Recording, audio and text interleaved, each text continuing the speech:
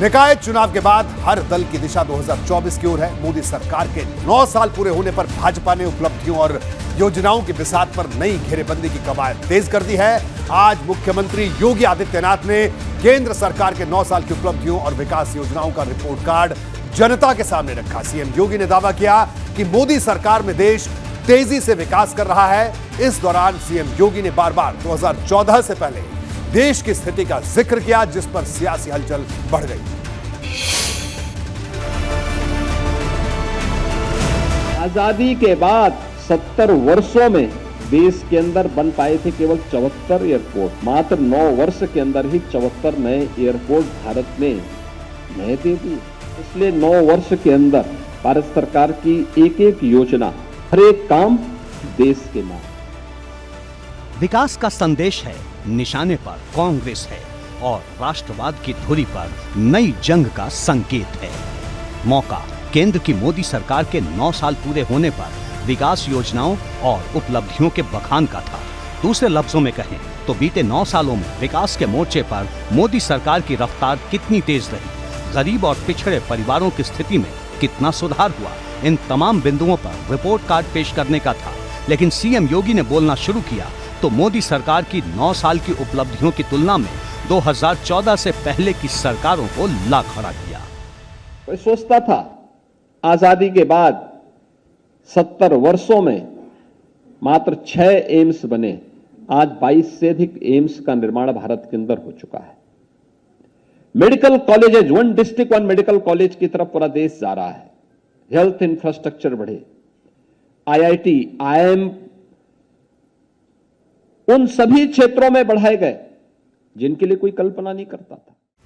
मतलब सीएम योगी ने भले ही किसी दल या फिर सरकार का जिक्र नहीं किया, लेकिन 2014 से पहले देश में विकास की रफ्तार का जिक्र कर सवालों की दिशा केंद्र की सत्ता में सबसे ज्यादा वक्त तक रही कांग्रेस की ओर जरूर मोड़ दी। साथ ही इस बात का भी संकेत दे दिया कि 2024 के महामुकाबले में भाजपा की रणनीति विकास योजनाओं के आसरे गांव और गरीब को साधने की है। एक एक योजना कैसे स्वावलंबन का आधार बनती है। खासतौर पर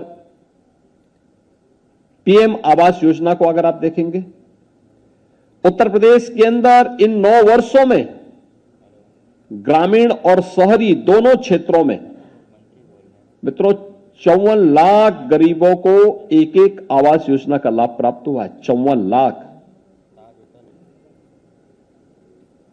पूरे देश के अंदर 3 करोड़ लोग ऐसे थे जिनके पास अपने सिर ढकने के लिए आवास नहीं थे, और उनमें 54 लाख गरीबों को अकेले उत्तर प्रदेश के अंदर इस सुविधा का लाभ प्राप्त हुआ है। बात आतंकवाद के मोर्चे पर मोदी सरकार के एक्शन की हो या फिर वैश्विक मोर्चे पर देश के सम्मान की, इस मौके पर सीएम योगी उस तस्वीर का जिक्र करना भी नहीं भूले जो कि पीएम मोदी के पापुआ न्यू गिनी के दौरे के वक्त सामने आई थी। इस तस्वीर में पापुआ न्यू गिनी के राष्ट्रपति पीएम मोदी के पैर छूते दिख रहे हैं। पापुआ न्यू गिनी में माननीय प्रधानमंत्री जी जब वहां गए तो वहां के प्रधानमंत्री द्वारा वहां के माननीय प्रधानमंत्री जी ने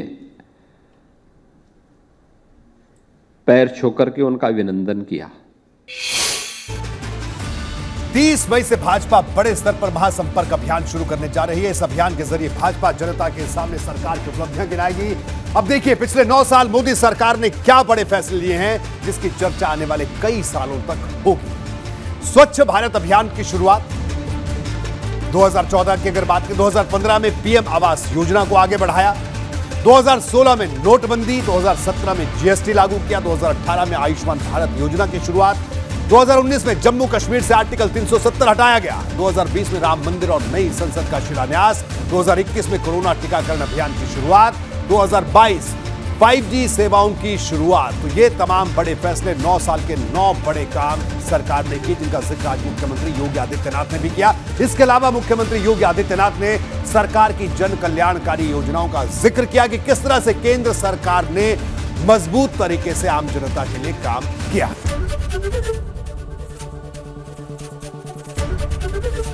एबीपी गंगा, खबर आपकी, जुबान आपकी।